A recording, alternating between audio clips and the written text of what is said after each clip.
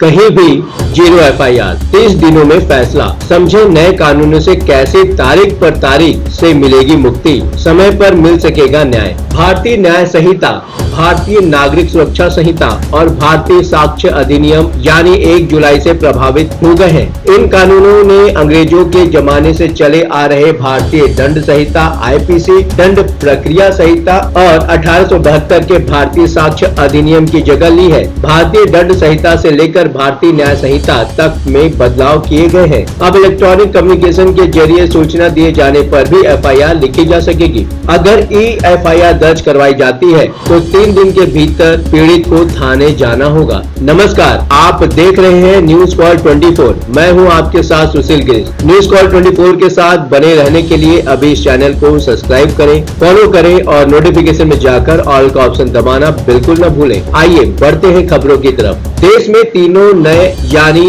1 जुलाई से कानून लागू हो गए हैं। अब भारतीय न्याय संहिता BNS, भारतीय नागरिक सुरक्षा संहिता BNSS और भारतीय साक्ष्य अधिनियम BSA के तहत न्याय व्यवस्था आगे बढ़ेगी। नए कानून में डिजिटली साक्ष्य से लेकर FIR और फॉरेंसिक लैब पर जोर दिया गया है। BNS के हर प्रावधान में समय सीमा तय कर दी गई है। FIR से लेकर जांच, चार्जशीट और कोर्ट के फैसले तक के लिए समय सीमा निर्धारित कर दी गई है। माना जा रहा है कि इससे न सिर्फ पुलिस जांच में तेजी आएगी बल्कि कोर्ट की कार्रवाई में भी तेजी आएगी और जल्द निर्णय होंगे। नए कानून के मुताबिक कोर्ट को पहली सुनवाई की तारीख से 60 दिन के अंदर आरोप तय करना होगा। अंतिम सुनवाई के बाद अधिकतम 45 दिन में फैसला सुनाना जरूरी किया गया है। जांच और फैसलों में तेजी के लिए अब ईमेल, मोबाइल मैसेज भी साक्ष्य के तौर पर स्वीकार किए जाएंगे। इससे कोर्ट में तारीख पे तारीख वाली स्थिति नहीं बनेगी और केस जल्दी निपटेंगे। न्यायिक सिस्टम में क्या बदलाव आ सकता है, आइए समझते हैं। नए कानून में 0 FIR दर्ज कराने का प्रावधान शुरू किया गया है। अब किसी भी थाने में रिपोर्ट दर्ज कराई जा सकेगी और FIR को 15 दिन के अंदर घटना स्थल वाले थाने में ट्रांसफर किया जाएगा। पहले घटना स्थल वाले थाने में ही FIR दर्ज कराई जाती थी। कोई भी नागरिक अपराध के सिलसिले में कहीं भी 0 FIR दर्ज करा सकेगा। जांच के लिए मामले को संबंधित थाने में भेजा जाएगा। अगर 0 FIR ऐसे अपराध से जुड़ा है जिसमें 3 से 7 साल तक सजा का प्रावधान है तो फॉरेंसिक टीम से साक्ष्यों की जांच करवानी होगी। फरियादी तो FIR और बयान से जुड़े दस्तावेज भी दिए जाने का प्रावधान किया गया है। फरियादी चाहे तो पुलिस द्वारा आरोपी से हुई पूछताछ के बिंदु भी ले सकता है। अब इस सूचना से भी FIR दर्ज हो सकेगी। हत्या, लूट या रेप जैसी गंभीर धाराओं में भी FIR हो सकेगी। वॉइस रिकॉर्डिंग से भी पुलिस को सूचना दे सकेंगे। FIR के मामले में फरियादी को 3 दिन के भीतर थाने पहुंचकर FIR की कॉपी पर साइन करना जरूरी होगा। नए कानून में अभियुक्त को मौका मिलेगा कि वो मजिस्ट्रेट कोर्ट में चालान पेशी के 60 दिन के भीतर यह आवेदन कर सकता है कि केस चलने योग्य है या फिर नहीं। पहले कोर्ट अपने विवेक का इस्तेमाल कर खुद तय करता था कि केस विचार करने योग्य है या फिर नहीं। FIR के 90 दिन के भीतर चार्जशीट दाखिल करना जरूरी होगा। कोर्ट में आरोप की पहली सुनवाई की तारीख से 60 दिन के अंदर आरोप तय करना अनिवार्य किया गया है। इसी तरह गवाह के संबंध में प्रावधान किया गया है कि वो वीडियो और ऑडियो के जरिए साक्ष्य प्रस्तुत कर सकता है। लोक सेवक के लिए ऑडियो वीडियो साक्ष्य अनिवार्य किया गया है। कोर्ट में जिस दिन सुनवाई समाप्त हो जाएगी उस तारीख से 30 दिन के अंदर कोर्ट को जजमेंट यानी फैसला देना होगा। विशेष कारण से 15 दिन तक निर्णय टाला जा सकता है, यानी कोर्ट को 45 दिन में अपना निर्णय सुनाना अनिवार्य किया गया है। जजमेंट दिए जाने के बाद 7 दिनों के भीतर उसकी कॉपी मुहैया करानी होगी।